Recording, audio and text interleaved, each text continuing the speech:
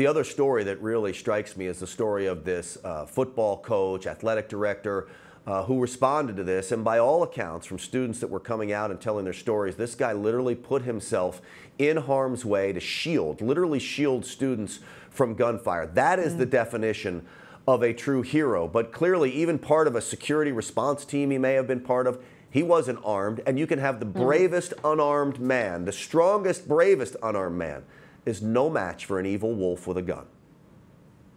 No, and I saw video as well of students who were sheltering in a classroom, Grant, and there was a teacher who was standing in front of them, an older woman, and in her long teacher skirt, and she had her cardigan on, and this is right when the SWAT teams were sweeping the building looking for this individual who was still at large at the time.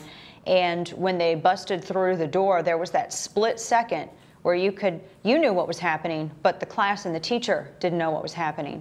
And there was that split second, and you can see it in her reaction in the video where she didn't know what she was going to be facing the moment that door opened. Yep. She didn't know what was going to be coming through the door, and her arms reflexively went out to her side as though she was going to shield her students from this murderer, and she was defenseless at that point.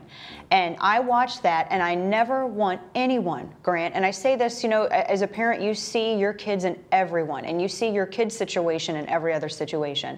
And as a parent watching this video, I never want anyone to be defenseless in the face of evil. I never want a teacher's only defense to be using her arms to shield her class. I never want the class to have to shelter in place. And the way that you prevent this from happening is you learn how these individuals are operating, you learn what motivates them, you recognize, and there is a pattern that has developed, and you prevent the pattern from happening again.